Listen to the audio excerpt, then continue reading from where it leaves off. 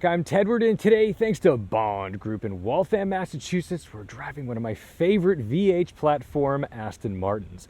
This is the 2016 Aston Martin Vanquish, the facelifted version. It's powered by a 5.9-liter naturally aspirated V12, making 568 horsepower, 465 pound-feet of torque, all powering the rear wheels through its 8-speed transaxle with a limited slip differential.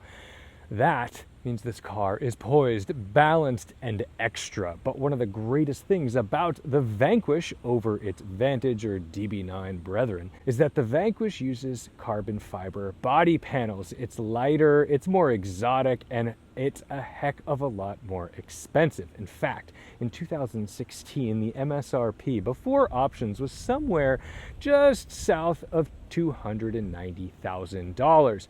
This one topped the charts at $332,000. That was a lot of money in 2016. It doesn't seem hard to spec out any car at this point to $300,000 these days, but just for reference, a 911R base price in 2016 was $184,000. So you're making a big choice to get this Aston Martin, but the Vanquish is sleek. The style is subtle, and maybe that's the problem with the Vanquish, because if you're buying this car and you're spending basically $100,000 more than you would have on, say, a DB9, don't you want people to know it? Now, you can see the carbon through the paint. You can kind of tell that this hood has some little texture to it. But one of the things I love about Vanquishes is they put in these great carbon front and rear splitters, so you can tell. This is why it's important that you differentiate your paint color from the black carbon, because if you have a black Vanquish, sometimes you can't see these little details. Even the wing mirrors, look at that. These look great. The roof, of course, also carbon fiber, and around back down below. And people probably think, oh, that's great. You've got carbon side sills, the mirrors, the splitter. But the reality is all of it is carbon, because you can open this and start to check out, oh yeah, this is great. Now, like any VH platform car, there's plenty of storage space for some bags. I recommend soft bags. And then you've got, hopefully not stolen from your beautiful Aston Martin, the Aston Martin branded umbrella. This one even has the Aston Martin branded car cover from the factory, and it lets us know that it is the proper Vanquish one. So it didn't come from somewhere else. This is my favorite button in all of Aston Martin land, and you can actually see that button carried over into newer cars in the front for the glove box. Now, Aston Martin badges have meanings. There's different ones. So this is black, there's green, there's red. Usually the black badges are special for DB specials, David Brown specials. So being the top tier version of the VH platform, this gets the black badge. The lesser cars may get the green badge. A Zagato would get a red badge, and we've actually driven the Zagato shooting brake on the channel, and that might be my favorite Vanquish of all time. But we're not going to complain about this today, because being the facelift model, this gets the Touchtronic 3 gearbox. This is an 8-speed, not the 6-speed, and while the 6 speeds are a bit cheaper and they're not bad, they are not this good. Under the hood, incorrectly labeled as a 6-liter V12, is our 5.9-liter V12. Who's counting? This one is hand-built, final inspection by Ahmed Munir. Thank you, Ahmed. And one of the beautiful things about these cars is how far back they managed to stuff these V12s. They sound great. They're juicy. These are not race cars, however. They are fun to push around a corner. They are fun to get on the highway and drive for many, many miles. And as a Grand Tour, that's really what it's for. Inside, this one is clad with leather, so much leather, and that's where you can start to see where Aston Martin money really goes. All the yellow stitching goes throughout the entire cabin. The carbon waterfall is beautiful. These seats have a texture that I actually don't know what it is called, but it's fantastic. I love these seats because they translate into so many different styles and textures. I think the Zagato texture is probably my favorite, but even the roof has this beautiful leather headliner with the yellow stitching going through. You could put small people in the back, very small people, but that's more of a parcel shelf than anything else. Making this a 4-seater is more just an act of kindness to your insurance company, and that's probably it. But one of the weird things that you would get with these Aston Martins, hopefully the sun is not going to blare this out, but look, it would say Vanquish, your journey begins here, and this is where you would get your key. Now, the old school emotional control unit, where you would put your physical key into the dashboard, we'll see that they recreated it in here and it has the perfect click. How cool is that? I've actually never seen this box. In all my years of driving these Vanquishes, I've never seen this box. I like this box, although I could have done a slightly better job with that little logo. The carbon doesn't end at the body panels. It has carbon ceramic brakes. They're pretty monstrous. And in 2016, these types of brakes would have cost a lot of money. And we're on 20-inch wheels that look pretty darn phenomenal. 255 section tire in the front, 305s in the rear to try to hold down all that torque. So, enough chatter, enough talk about carbon bits. Ooh, it's so light too. It's great. These hood struts don't have a lot of work to do. Oh yes. Let's get on the road because this thing is fun to drive. My favorite thing about the body lines of this Vanquish are how it goes in and out. So you get these lines that swoop out and then they come back up over the roof and down into this beautiful, very stylishly integrated spoiler back here. Everything is subtle. There's nothing extreme on it. The only thing that I do think is a little bit funny, call me crazy, when you look at this taillight from this angle, it reminds me of an 8th gen Civic. So sorry, Aston Martin, but let's get in and drive it. Now we've got the proper crystal key. These can get a little nicked up and damaged, but that's okay. It shows that you used it. But down in there, you can see the Aston Martin logo. And to start this, foot on brake, throw this in the ECU, the emotional control unit. And then from our dashboard rises our Bang & Olufsen speakers. Warning, And automatic sensor check failed. Okay. R2, R1. That's horrible. That, I believe, is just a laser jammer. Classic stuff. Oh, and our flyaway brake handle. To release the Aston Martin brake, just so you know, notice how this just kind of flops? Well, we have the parking brake on. I'll prove it to you. Put it in neutral. We're not going anywhere. But you pull up till there's a little bit of tension, push the button, release, and now we have released the parking brake. Very nice. We're even equipped with launch control. We'll not be doing that today because this has really old tires. I'm sorry, you've heard that story before from me. Let's see if the tinted windows do us any good for light today. We've got a tinted windshield. This is a Southern car, so not that uncommon to see in those scenarios. Get some air conditioning going. This is a luxury car after all. Something else you may have noticed if you're keen on Aston Martin stuff, this has the 177 style steering wheel. Very cool, and that means that our horn buttons are on the thumbs. Sounds like we may have a bulb out somewhere. That's fine.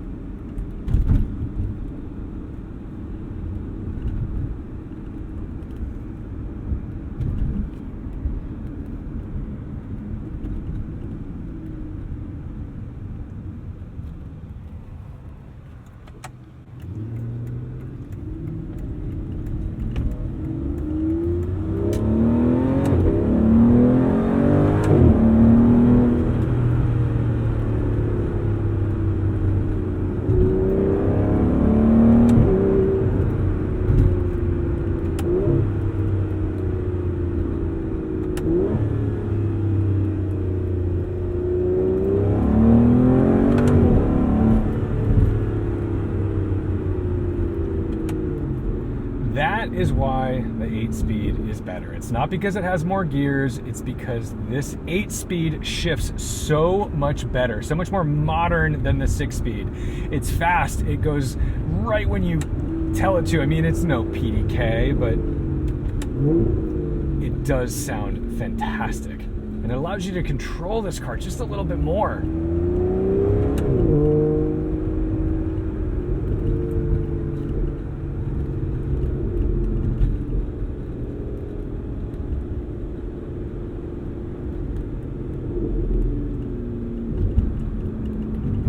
In supercar fashion, this, I don't know if it's a supercar, but Aston Martin's up there, and the Vanquish is certainly top of the line. These paddles are column mounted, not steering wheel mounted, so they do stay put. Sounds so nuts.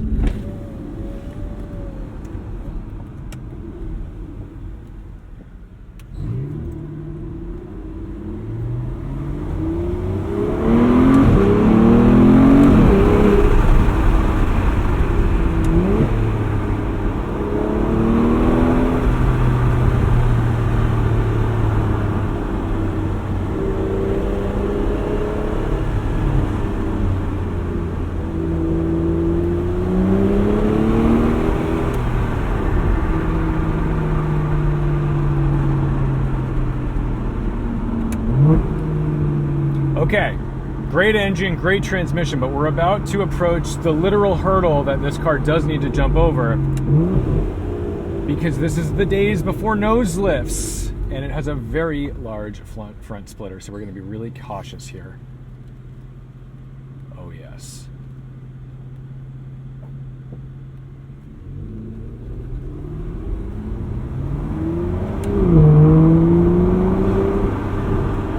Show me a Vanquish with a perfectly intact front splitter, and I'll show you a Vanquish that has literally never been driven. They all have a little scuff.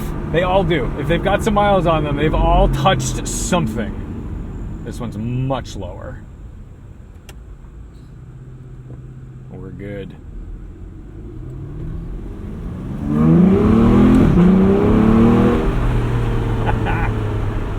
This thing just wants to lay 11s.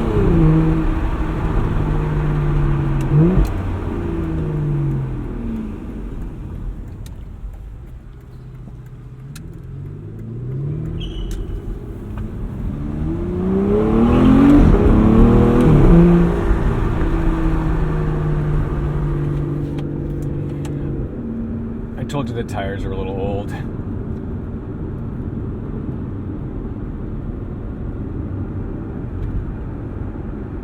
Who doesn't love an anti-clockwise tachometer? The jewelry that was the dashboard of these VH platform Aston Martins. Truly unmatched. And they were so unique, you'd never mistake it for another brand. You could show this dashboard to pretty much anybody who likes cars and they could tell you exactly where it came from, even without any type of logos in there. I do feel like we've strayed away in the age of screens, and now everything is just an image instead of an actual physical thing with texture. That's another thing about these. There's so much texture in these numbers. Oh, man, I do miss that. The good news is, boy, did these depreciate. I saw one that did not sell on Bring a Trailer in a beautiful red color. It was metallic. It only bid up to about $100,000. Did not sell, but it gives you an idea of what the market's willing to pay for some of these cars. And to basically be 30% of its original MSRP or less, it's a pretty darn good deal.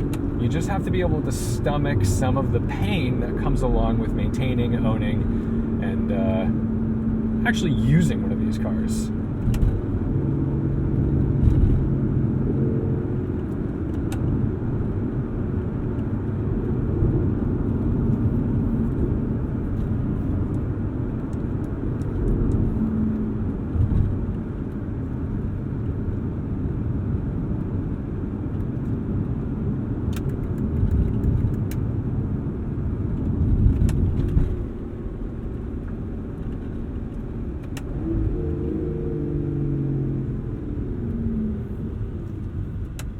Didn't think I'd be so keen on using the paddles today, but God, it feels great.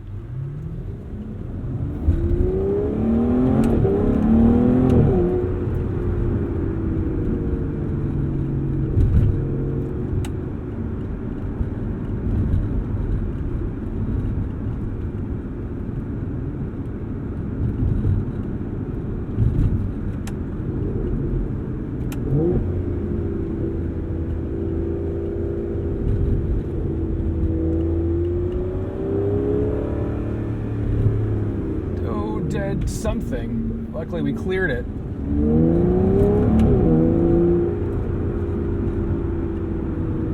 Vanquish is at least 1 squirrel tall.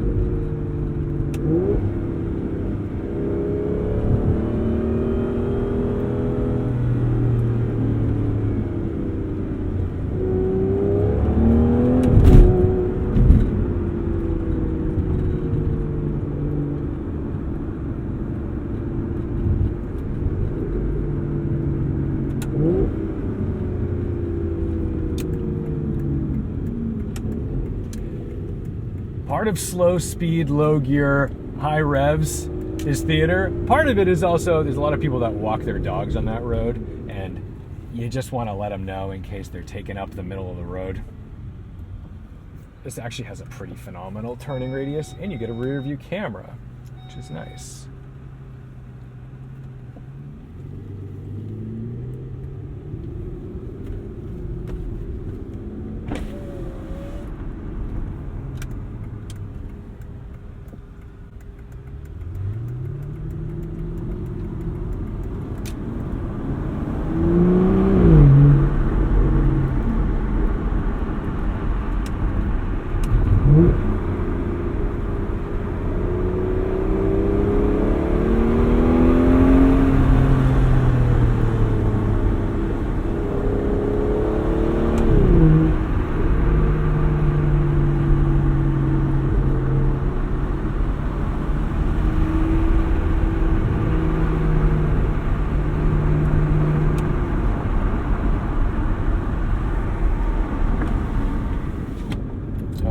Woodchuck.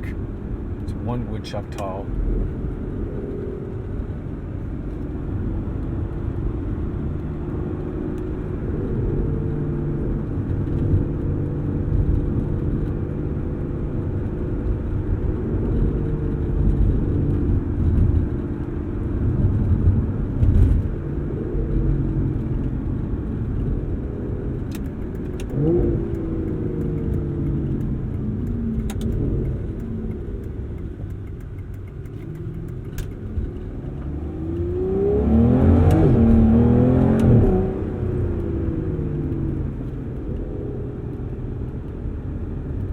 Wheel spin's a little bit addicting, I gotta admit.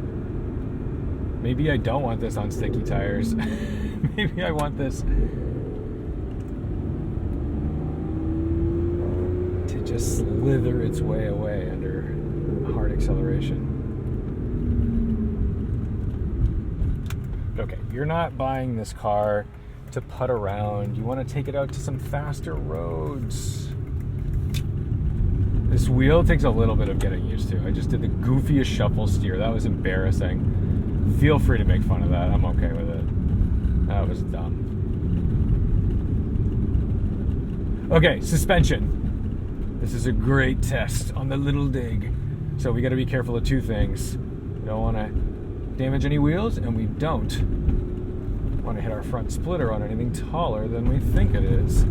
But honestly, it's a pretty comfortable car. It's just that because it's all carbon fiber, it makes a little bit of noise. These types of panels and things, they don't just sit still. They're always gonna move a little bit.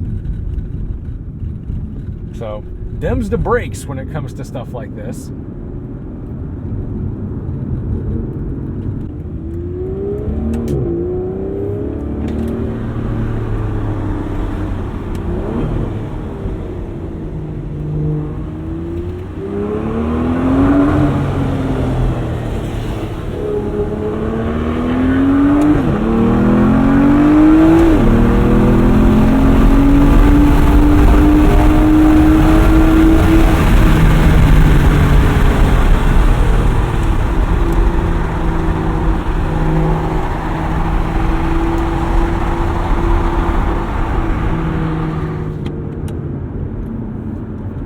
achieved, dream come true. Mwah. Doesn't really matter what's going on in your life when that can be your entrance onto the motorway. Good Lord, that's good. Whew.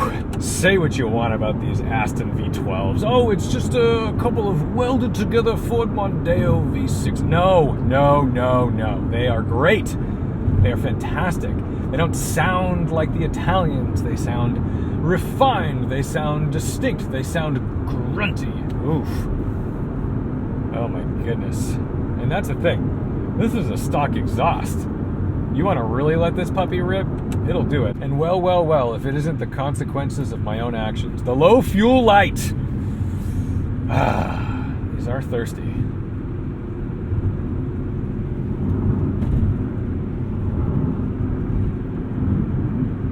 They're so comfortable. They're so easy to drive. Forward visibility, quite good. Rear quarter, par. It's when you're reversing this. Yes, there's a camera. Trust me, if you're used to modern cars and modern cameras, that camera is not going to do you a whole lot of good. You're going to want to use these mirrors and look behind you. Camera is a backup. A backup camera. But still, once you get used to the dimensions of this car, it becomes a lot easier. It can be a little tricky, especially when you're sat low and you're not really sure where these fenders are. It's easier to reverse it into spots just because you can use those mirrors and really see where those fenders are. And it's a heck of a trip when you're going through a small space. I just did that in Bonnaroo, pulling it into the studio. And yeah, I'll admit, I say, hey, I need eyes. I need someone to look at this. I don't want to smash this into the door frame. It's incredible how people drive out here. But you know what? I'm in my calm, cool, collected Aston Martin. I've got air conditioning. I'm in a comfortable adaptive suspension. And I have forward thrust for days.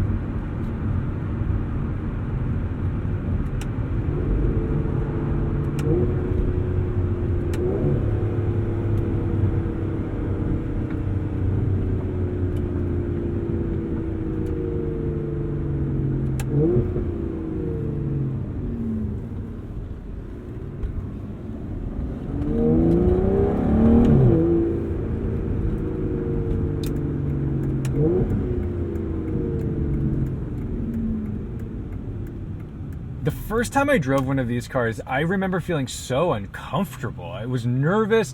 It was way more expensive than anything I had really touched in the past, and I was really worried about the length of that front splitter in front of the front axle. Since then, I have driven so many things, so many ridiculous things, so many things that are more volatile and bizarro than this. And I've also driven so many things that have like a more chopped roof than this. This used to feel like a Huracan to me with the rake of this windshield. And now, this just doesn't really bother me that much. It feels fantastic in here. I've got reasonable headroom too. More than that of the Lamborghini, if I'm being correct here. I could definitely get a helmet on. Oh, don't you? I love Massachusetts. People are like, oh, maybe I'll just take both lanes to turn left. Classic. Okay, so here's the thing.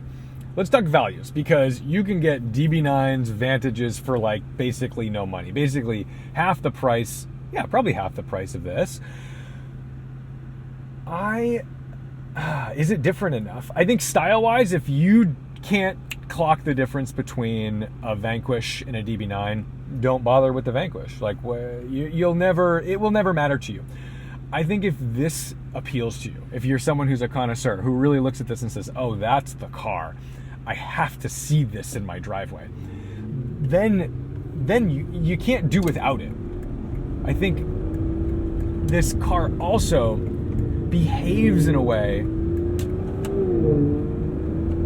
that is superior to the driving experience of any DB9 I've driven. And while sure, you can get yourself a manual DB9, that would be lovely, I really like having an automatic Aston. I think it just fits the vibes of the car. And then the question comes, can I do with the 6 or should I go to the 8? I've told people if it's really like the car you have to have and you just can't stretch the budget for the ZF8, go with the 6, but you're missing out. It does not behave like this. It does not shift this quickly. It does not... you just have so much control of this car, and this car is 10 years old now. It doesn't feel that dated. It really doesn't. It behaves pretty accurately. It behaves like a normal car. So I think this transmission is just the ticket, man. I love this car. I love these Vanquishes, and I'm glad they brought it back. Granted, it's kind of a rebodied DB12, but I suppose this was a little bit of that with the DB9. So anyway, don't overlook some of the finest VH platform cars that were out there, because frankly, I still think this is one of the most beautiful Aston Martins ever produced. So thank you guys so much for watching, liking, commenting, and subscribing. Don't forget to respect the drive, and I'll see you in the next one. You could just spin these tires at will. It's lovely. Okay, see ya.